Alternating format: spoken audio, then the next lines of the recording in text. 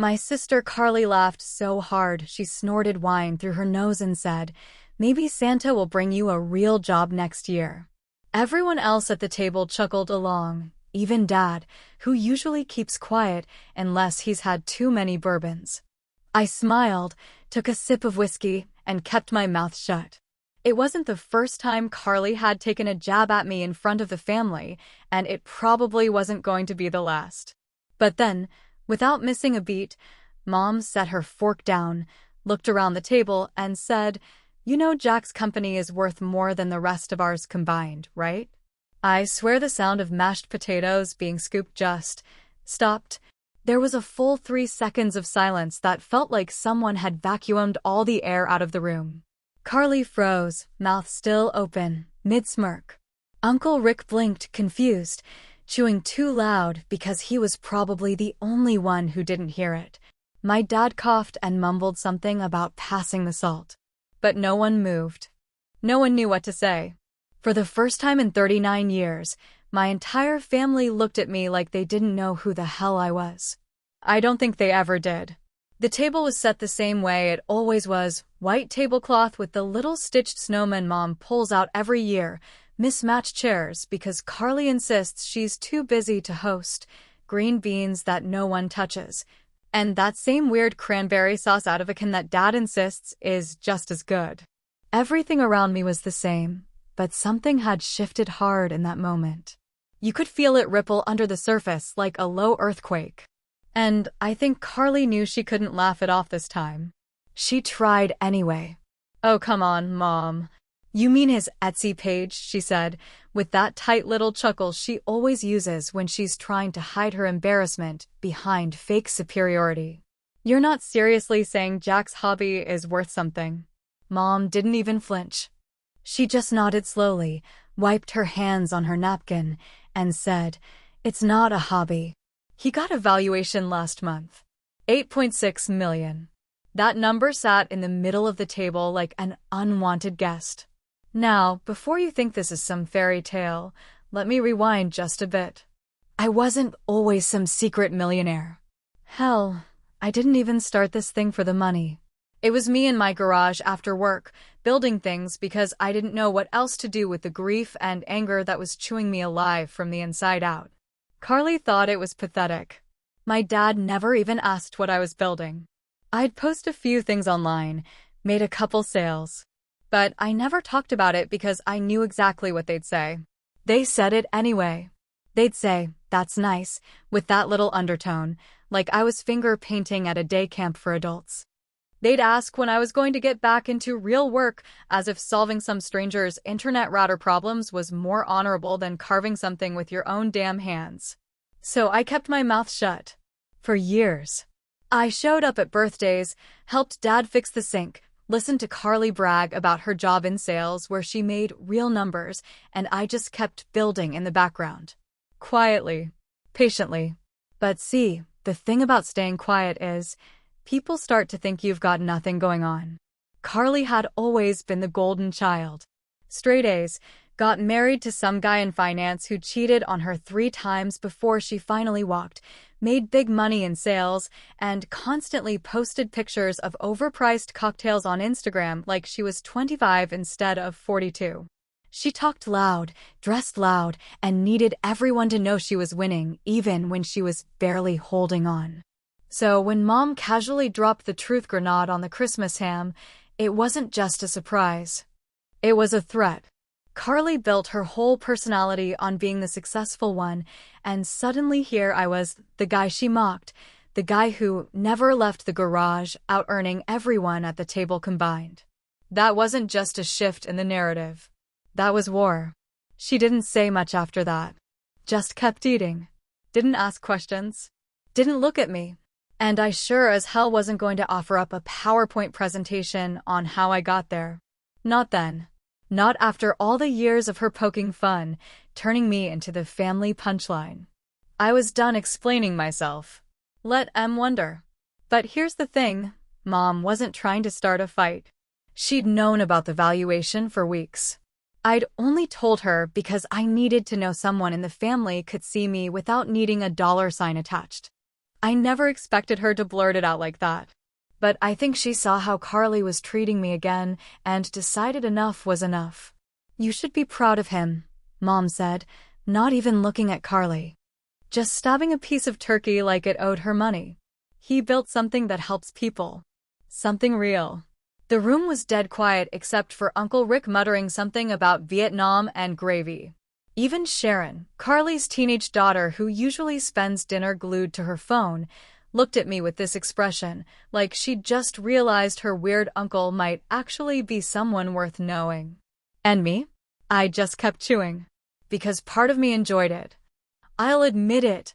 It felt good to watch Carly squirm in the silence she used to fill with her smug little laughs.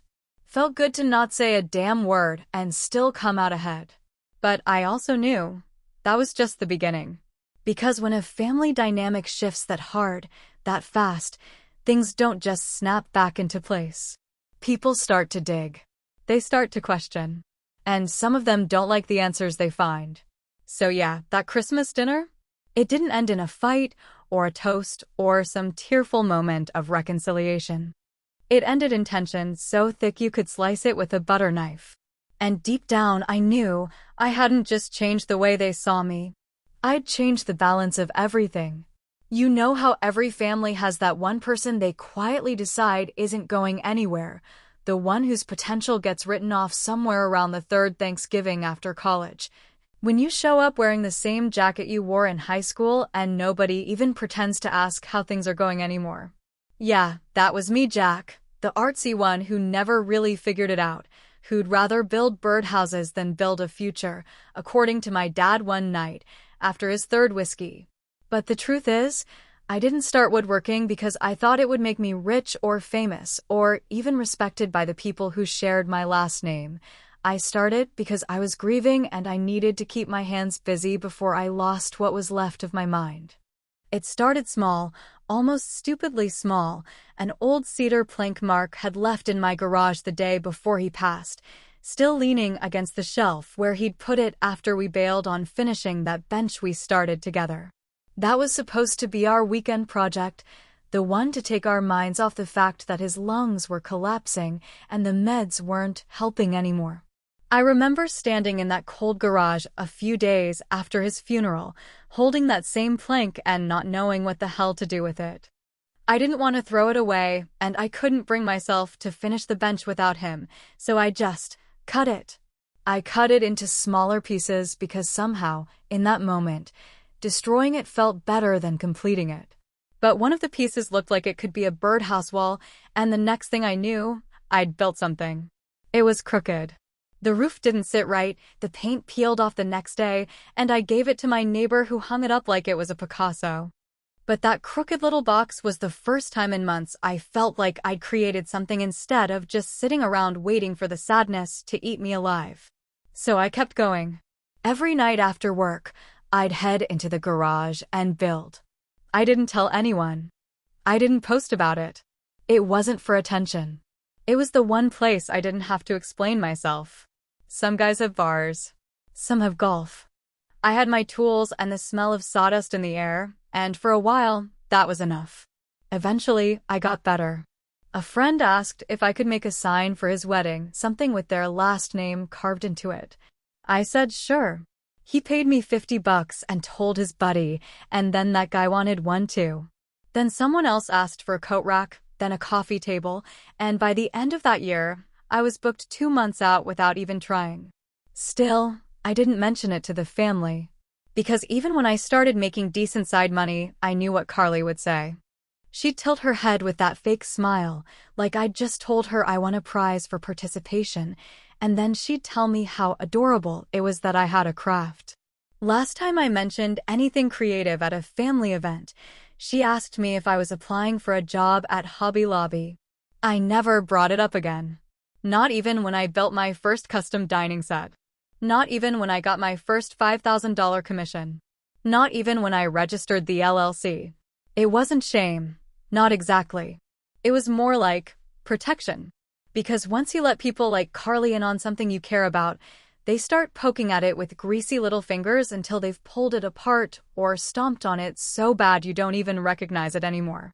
That garage was my sanctuary, and I wasn't about to let anyone track their muddy judgments all over it. I remember one Christmas, maybe 3 years ago, Carly gave me a mug that said "World's Okayest Handyman" in front of everyone. Laughed her ass off when I opened it. Figured it was fitting, she said, even though I'd just finished renovating a kitchen for someone that month. Made more in 2 weeks than she probably realized. I smiled, sipped from it, and said thanks, because that's what you do when your family wraps an insult in wrapping paper and calls it tradition. And still, no one asked what I was building. They didn't see the website I launched, or the photos I took in natural light to make each product look just right. They didn't know I was staying up until 2 a.m. learning about shipping logistics and payment processors and how to not get screwed by drop shippers. They didn't know I was waking up 4 hours later to go back to my IT day job and play the part of the underachiever they already believe me to be. And maybe that's the part that stung the most, not that they didn't care, but that they never even wondered. No one said, "Hey Jack, what VE you been working on?" No one said, "Man, you look tired. What VE you been up to?" I could have told them I'd been carving 100 signs by hand for a wedding venue in Vermont, or that I'd just shipped a custom bookshelf to a New York bookstore, or that I'd tripled my income in 1 year from a hobby they mocked. But I didn't, because it wasn't for them. But when Mom dropped that number at the Christmas table, I saw the wheels turning in their heads for the first time. Carly, whose face always gave away more than she meant to, looked at me like she was trying to figure out how I'd done it without her knowing. Dad furrowed his brow like maybe he'd missed something crucial, and maybe he had. They didn't know about the nights I cried at the workbench, or the days I thought I was wasting my time. They didn't know about the emails I almost didn't send, or the orders I screwed up, or the times I wanted to quit and go back to being what they expected me to be. And now? Now they wanted to know. But it was too late. Because when you build something in the shadows, it stops being about proving anyone wrong. It becomes about proving to yourself that you were never the joke in the first place. And by the time they finally look your way, they don't get to act like they were watching the whole time. The thing no one ever talks about when it comes to success, especially the kind that sneaks up on you while nobody's watching, is how isolating it can feel, how heavy it is to carry something beautiful and hard-earned. Knowing damn well the moment you share it with the wrong people, they'll either pick it apart or pretend they helped build it. That's why I never told them. Not my dad, not Carly, not even Uncle Rick, who once told me in all seriousness that he thought my birdhouses were too cozy to be legal.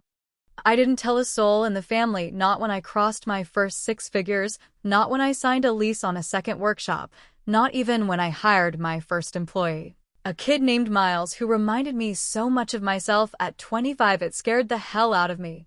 People like to say that family is where you go when the world's hard, but some of us learned early that it's actually the first place you get judged, misunderstood, and boxed in so tight you forget how to breathe.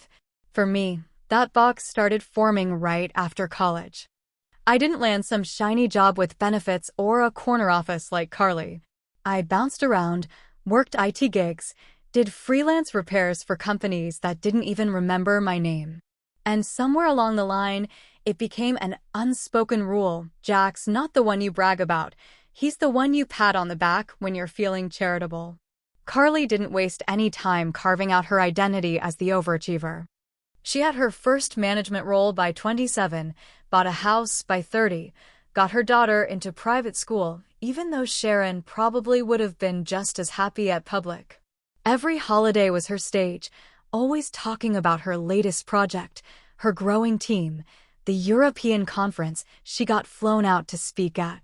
Meanwhile, I was just trying to make rent and avoid falling into that black pit I'd barely crawled out of after Mark died.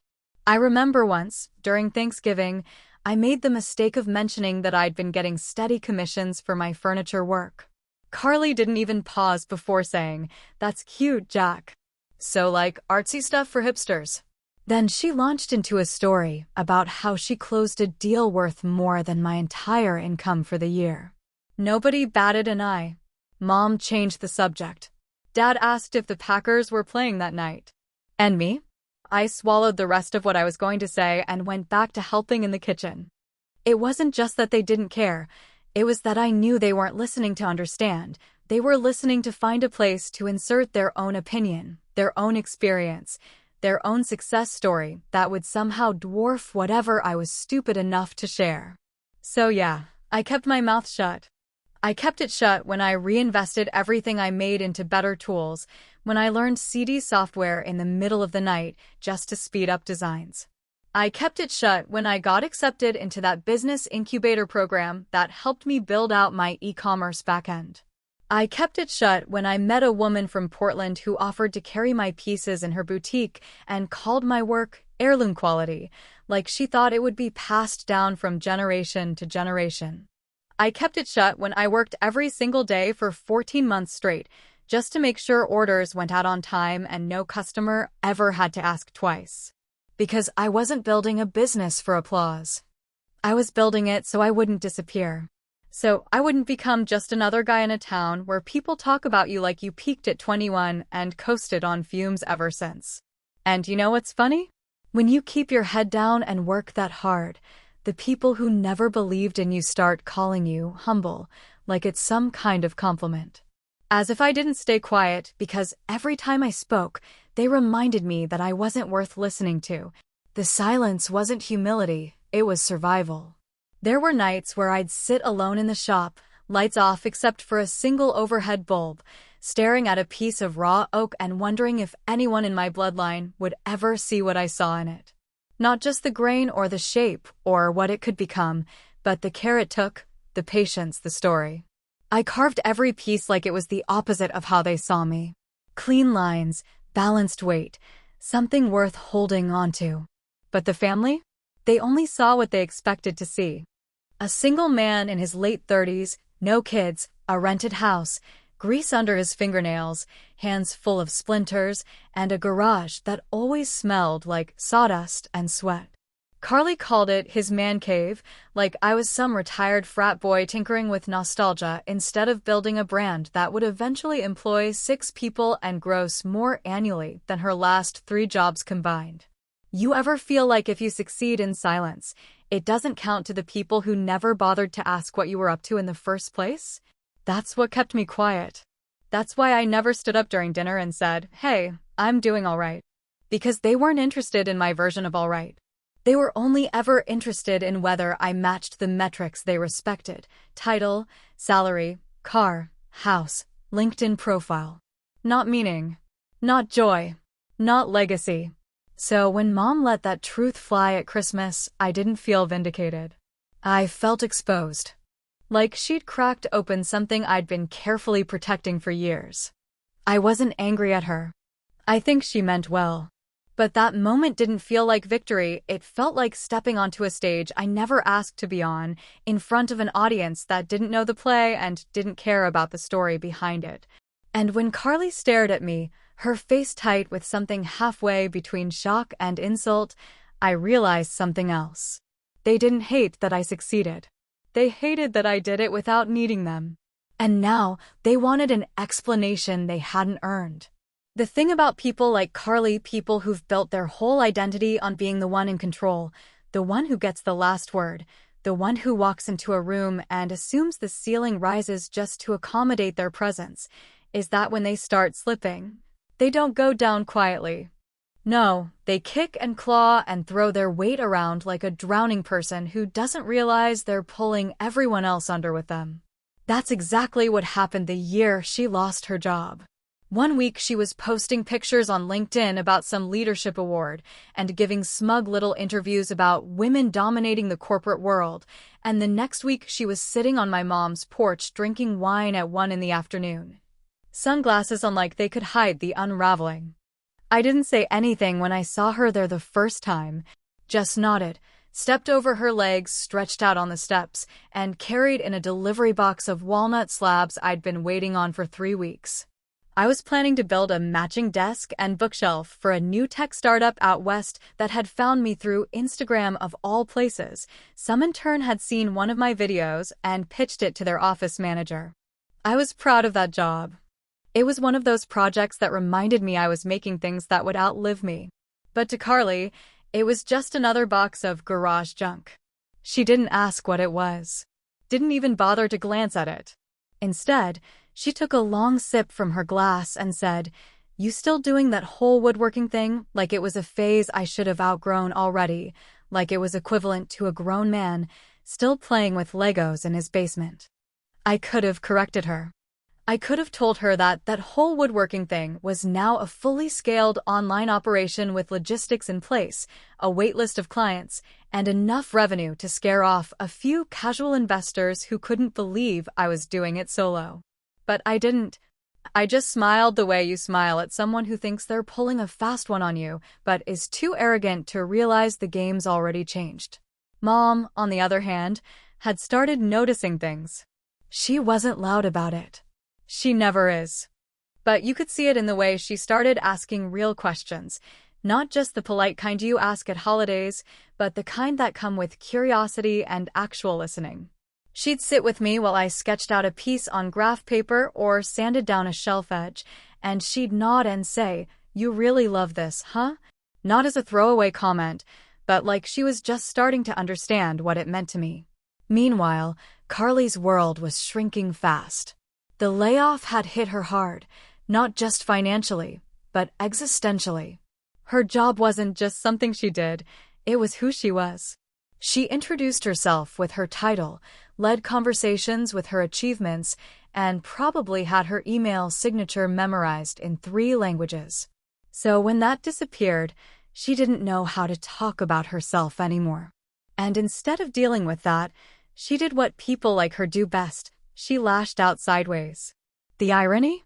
Her daughter Sharon was the only one who seemed remotely interested in what I did. She was 16, awkward in the way all smart girls are at that age, too sharp for her peers, but not yet confident enough to stop apologizing for it. I noticed her watching me work in the garage one afternoon, hovering just close enough to look curious, but not close enough to interrupt. I invited her in, showed her how the planer worked, let her run a piece of maple through it. She asked real questions, smart ones, and when I explained things, she actually listened. That was the first time I realized someone in the next generation might actually see me without all the filters of failure Carly had layered on top. That same week, I got a call from a West Coast investor, a woman named Andrea who ran a portfolio of artisan-focused brands. She'd seen one of my custom coffee tables in a luxury rental she stayed at and tracked me down. Said she liked my ethos, whatever the hell that meant. She wanted to talk about expansion, franchising, licensing. Big words. Big numbers. I told her I'd think about it. Truth was, I didn't know if I wanted to grow that way. It wasn't about the money anymore, not really. I'd built something sacred, and I wasn't sure I wanted to hand it off to strangers in suits just because they smiled the right way over Zoom. Carly overheard the call. I didn't even realize she was in the room until after I hung up and turned around to find her standing in the doorway, arms crossed, face blank. Not angry. Not smug. Just unreadable. "That was real?" she asked. I nodded. "And you didn't think to tell anyone?" I shrugged and said, "Didn't think anyone cared." She looked away like I'd slapped her, but I meant it. Not as a jab, not as a power play, just the truth. For years, I'd been invisible in her world. Now that she was stuck on Mom's couch, scrambling to reinvent herself, suddenly my business mattered. "You know," she said after a moment, "you're really good at this passive-aggressive thing." "I've had a lot of practice," I said, and walked past her. That was the moment I realized something had shifted permanently, not just in the power dynamic between us, but in the way I saw myself. I wasn't the underdog anymore, quietly building in the background. I was standing in my own light, and for the first time in my life, I wasn't shrinking to make someone else comfortable. Carly's fall didn't make me happy. I'm not wired that way. But it made space for people to finally look in my direction and see something worth paying attention to. And whether she liked it or not, Carly was going to have to live with the fact that while she was climbing her corporate ladder, I was building a whole damn house. One plank. One piece. One quiet victory at a time. There's a specific kind of panic that hits you when something you've built from sweat and silence suddenly becomes worth more than you ever imagined, not just in money, but in attention, in validation, in the kind of interest that comes with expectations, with strings, with eyes that want to own what they didn't help create. That's what happened when the offer came in. It wasn't a phone call or a flashy pitch meeting in some glass tower. It was an email, plain and direct, from a private equity firm that specialized in scaling niche artisan brands. They said they'd been watching my work online, following the growth of my site, the customer reviews, the social media shares, the partnerships I'd landed through nothing but word of mouth and a few well-placed photos. The number they offered me to sell the business outright was $12 million. $12 million. It didn't feel real at first. I read it twice, then again, then paced around the garage like a man who'd just been told the house he built with leftover wood and stubbornness was actually sitting on an oil field. I didn't know how to feel about it. I thought I'd be excited, maybe even a little smug, ready to wave the letter in front of Carly like a trophy. But instead, I felt sick. Not from doubt, exactly, but from the sheer weight of what it meant. Selling meant ending something. Selling meant handing over the soul of what I'd made. Selling meant walking away from the one thing in my life I'd built entirely on my own terms. I sat on the workbench, still holding the printout, the smell of cedar dust hanging in the air, and tried to picture what life looked like with $12 million in the bank. No more sanding my fingers raw. No more chasing down suppliers. No more shipping delays or clients asking for last-minute changes. Just money, comfort, freedom, but also no more purpose. Because the truth is, that business wasn't just how I made a living. It was how I healed. It was therapy with sharp tools and calloused hands. It was the one part of my life where I wasn't the joke at family dinners or the brother everyone pitied. It was mine and no one else's. And the thought of handing it over to people who'd probably slap a new logo on it and outsource the craftsmanship made my stomach churn. I waited a few days before telling anyone. I told Mom first, not because I needed her advice, but because I knew she'd actually listen without making it about herself. She didn't say much at first, just listened, nodded, asked a few thoughtful questions about the terms. Then she asked the one thing I hadn't let myself ask yet. Do you still love doing it? I didn't answer right away, because the honest truth was complicated. Some days I loved it more than anything. Other days, it felt like the weight of it was slowly crushing me. The success had brought stress, deadlines, expectations. I'd hired a few people, yes, but the heart of the work was still mine. Every design, every finishing touch, every customer email with a million questions before they clicked by. I was tired, but I wasn't ready to quit. I don't want to lose what it means, I told her. She smiled that soft, knowing way she does when she wants to say more but knows you have to figure it out yourself. Then don't let the money decide for you, she said. Let the meaning decide. The next day, Carly found out. I didn't tell her. She overheard me talking to one of the partners on the phone. I was asking about what the transition would look like, what control I'd keep, whether I'd still be involved in the design process, or if they'd just want to license the brand name. I wasn't leaning one way or the other yet. I was just trying to understand. But that was enough for her to come storming into the garage later that night, arms crossed, that same face she wore whenever someone dared to exist outside her idea of acceptable success. You're actually thinking of turning it down? She asked, like I'd lost my mind. I'm thinking, I said. You're thinking about turning down $12 million to keep gluing wood together in your dusty little cave? I laughed. I couldn't help it. Because that's the difference between Carly and me. She only saw the number. I saw the years I'd spent bleeding into this thing, the hours after midnight, the tiny breakthroughs, the moments where I felt like I was doing something that mattered. It's not just wood, I said. It's mine. She rolled her eyes so hard I thought they'd get stuck. God, you're so self-righteous. You'd rather be poor with pride than rich with success. I'm not poor, I said. And you don't get to define my success anymore. That shut her up for a second. She looked at me differently then. Not with the usual contempt or superiority, but with something almost like fear. Because for the first time, she couldn't belittle me without exposing just how fragile her own sense of worth had become. You know, she said, quieter now, some of us don't get to choose meaning over money. Some of us don't have that luxury. Maybe if you hadn't spent your whole life chasing someone else's ladder, you'd have built your own by now. That hit harder than I meant it to. She left without saying anything else. I stayed in the garage that night, staring at the offer again. I could sign it, cash out, disappear. Or I could keep building slower, harder, but mine. By morning, I still hadn't made the choice. But I knew one thing for sure.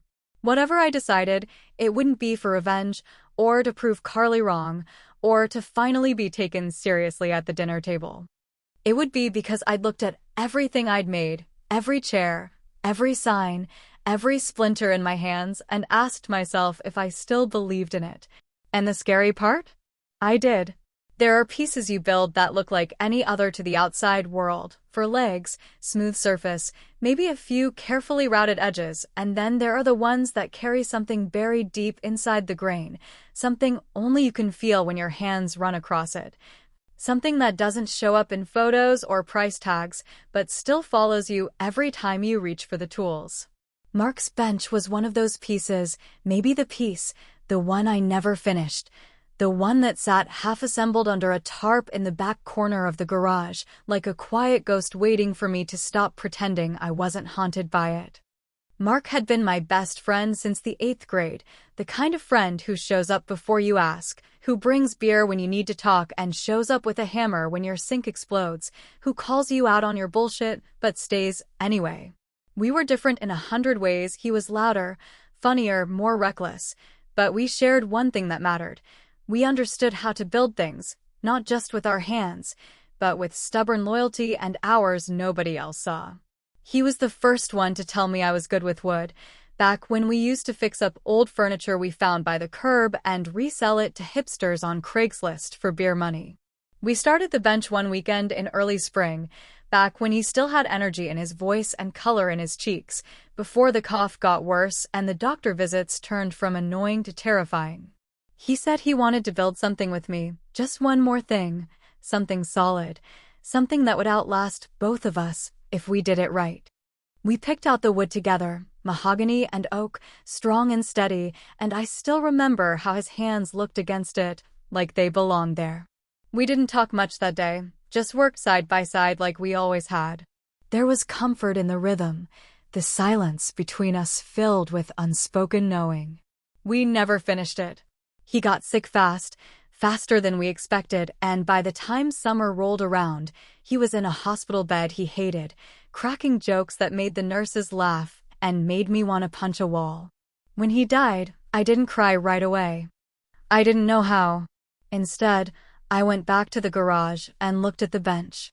I stood over it for hours, ran my fingers along the frame, and then threw a tarp over it and shoved it behind some shelves like maybe if I buried it deep enough, I could bury the grief too. Years passed. I built 100 other things, tables, chairs, bed frames, bar tops, things people sent me thank you cards for, things that earned me more than any office job ever did, but I never touched that bench again. Not until the night after the offer came, when I sat alone in the garage with the overhead light flickering just a bit, the silence too thick to ignore, and something inside me finally cracked open. I pulled off the tarp, coughing from the dust, and stared at the half-formed piece that had waited for me through every moment of doubt and every surge of triumph. I told myself I was just going to look at it. Maybe check the joints, see how the wood had held up. But an hour later I was sanding, hands trembling a little, the smell of old mahogany bringing back memories I didn't know I'd stored away. I worked until 2 in the morning, not stopping for dinner, not checking my phone. Just building. It felt like time had collapsed, like Mark was just on the other side of the bench, handing me screws and cracking jokes about how long it took me to come around. When I finished it, I didn't cry. I just sat there, staring at it, this simple, beautiful thing we'd started together, and that I'd finally had the guts to complete. The edges were smooth, the legs even, the top perfectly leveled. It wasn't flashy. It wasn't meant to be. It was meant to be. To exist. To last. I brought it to his grave the next day, loaded it into the back of my truck like it was a piece of him I'd been carrying all this time. The cemetery was quiet, the wind just enough to rustle the trees. I set the bench down near his headstone, sat on it, and for the first time in what felt like forever, I talked to him. I told him about the business, about the customers, about the long nights and the people who didn't believe in me. I told him about Carly, about the Christmas dinner, about the offer and how I didn't know what to do with it.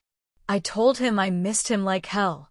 And then I laughed, because I could hear what he would have said, something like, "What, you need my permission to be rich and miserable?" That was the thing about Mark, he knew how to cut right through your bullshit, even from the other side of the dirt.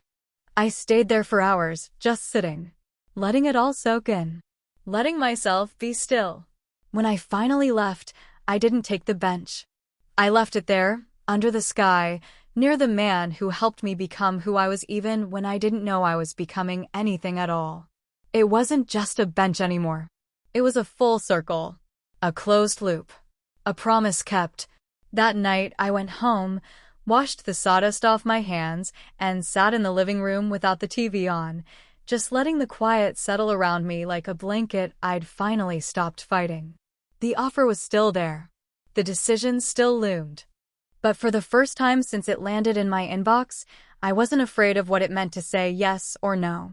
Because I finally remembered why I started this in the first place. Not for the money. Not for the recognition.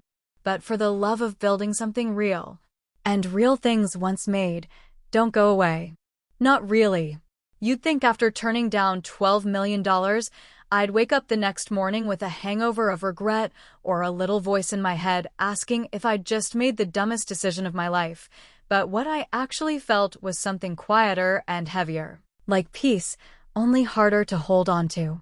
I didn't throw a party, didn't post about it, didn't even tell Carly, who at that point was avoiding me like I was contagious with a virus called self-respect. I just got back to work, slower maybe, more intentional, as if some part of me knew this was a new chapter and not just a continuation of the last. What I didn't expect, though, was Sharon.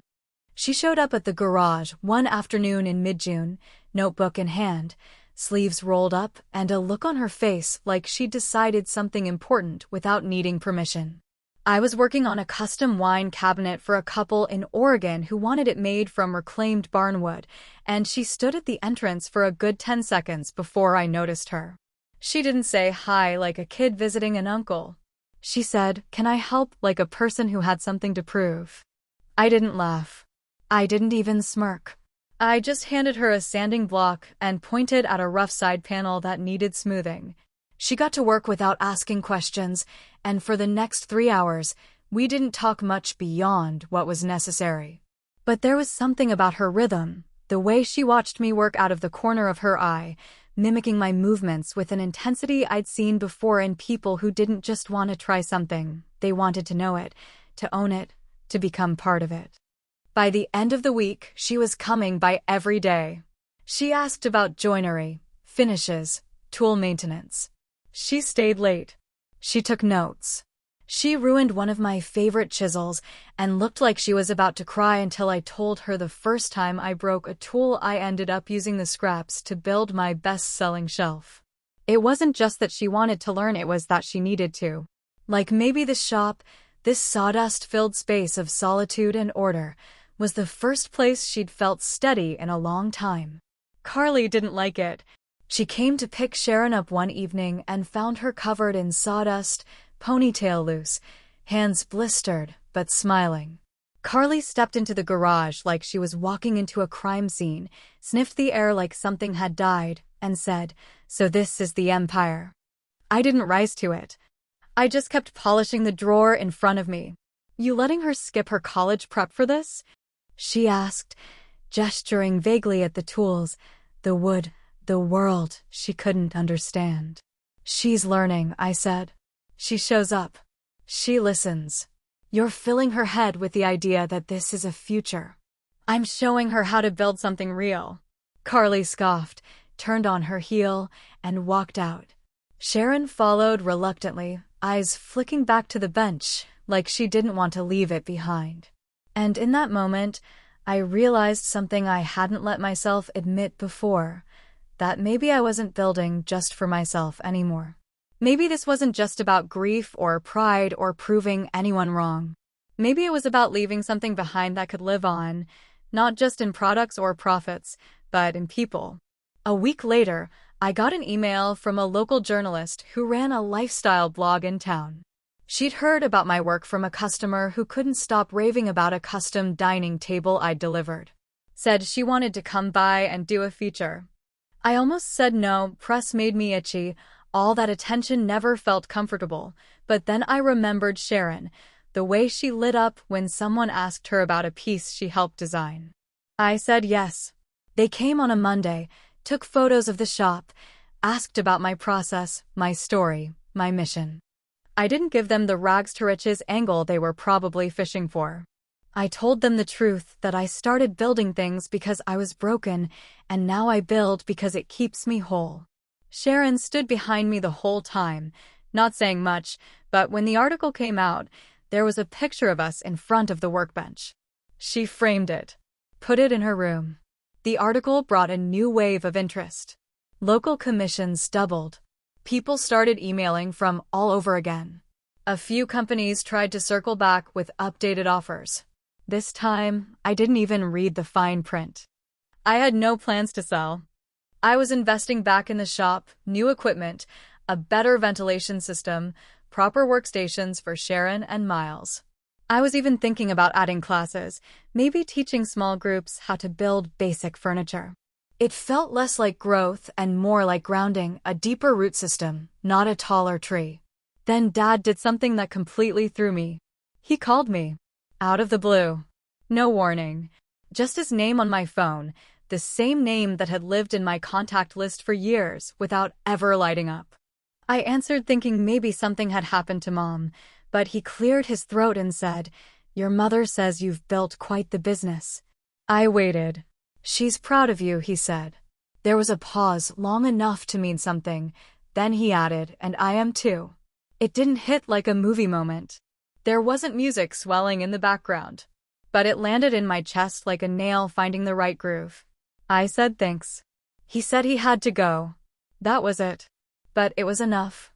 More than I thought I'd ever get. That night, I walked out to the garage, lights off, and stood in the doorway for a long time. The place smelled like oil and oak and a little bit of sweat. My hands were still stained from a walnut finish. Sharon's project was drying on the corner table, a small box, nothing fancy, but solid. Beautiful in its simplicity. The shop wasn't just mine anymore. It was becoming something else. Something bigger. Something I hadn't planned for. And that scared me more than I wanted to admit. Some endings don't come with a final conversation or a last great explosion of truth. Sometimes they just show up quietly, take a seat next to you, and stay there like a familiar ache you've finally stopped trying to numb. That's how it was with Carly and me. No shouting match, no apology, no mutual understanding, where we hug it out and cry over years of resentment and misunderstanding. What happened instead was slower and stranger, like two tectonic plates finally settling after years of quiet, grinding pressure. It started with the leak. I'd noticed a few strange things lately, details about upcoming orders being mentioned by people who shouldn't have had access, questions about my revenue numbers that seemed just a little too specific. Potential clients emailing to say they'd already heard I was booked for the season when I hadn't told anyone outside my small team. At first, I figured it was just word of mouth or a lucky guess, but it didn't sit right. Not with how tight I'd kept my operations. Not after the article. Not with the growing attention. So I started paying closer attention. It didn't take long to trace it back.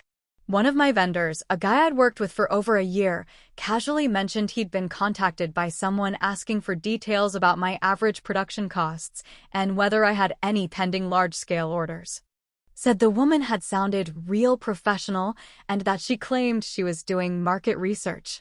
But when he gave me her name, my stomach turned. It was someone from Carly's old company.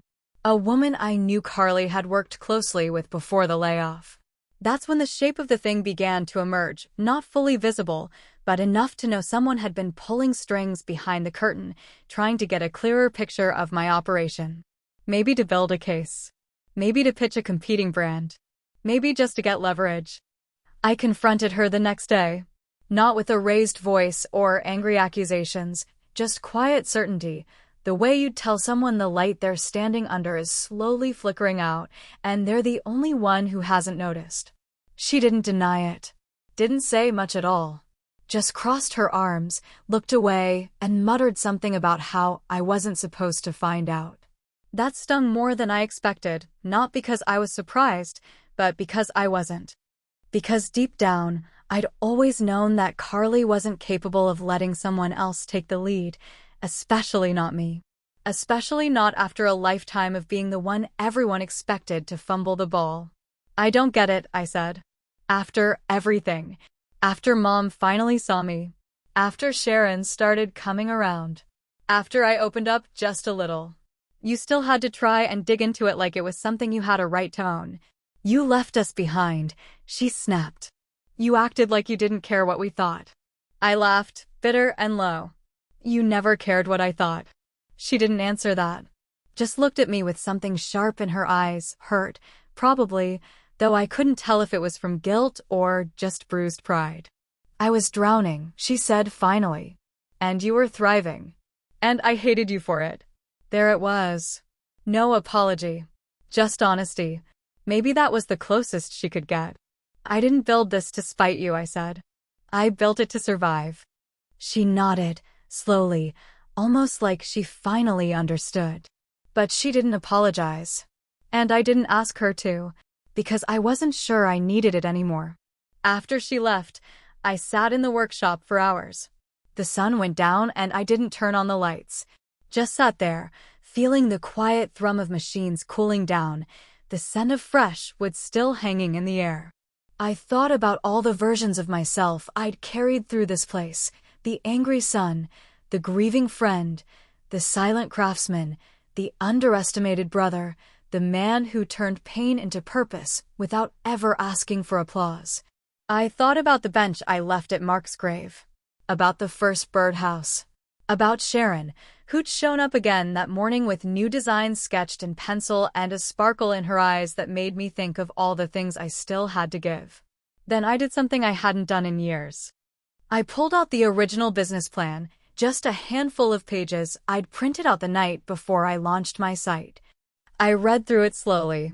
It was full of big ideas and stupid optimism and formatting errors. I smiled at it, then took it outside and lit it on fire. Not in anger.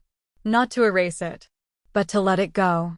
The business was still mine, but the version I'd once needed to prove something was no longer who I was. That version had served its purpose. It had built the bridge that got me here. Now I had to decide what came next.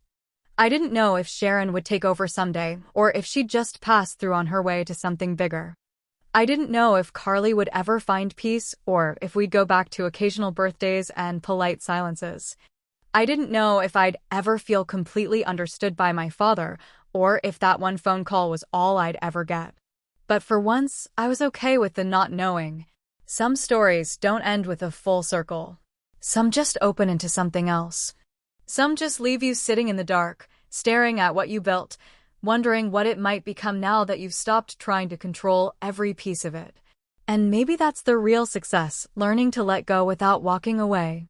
So I stayed in the dark a little longer. And I listened to the quiet, waiting for the next thing to come. Or maybe just learning how to stay still in the truth I'd finally made my own.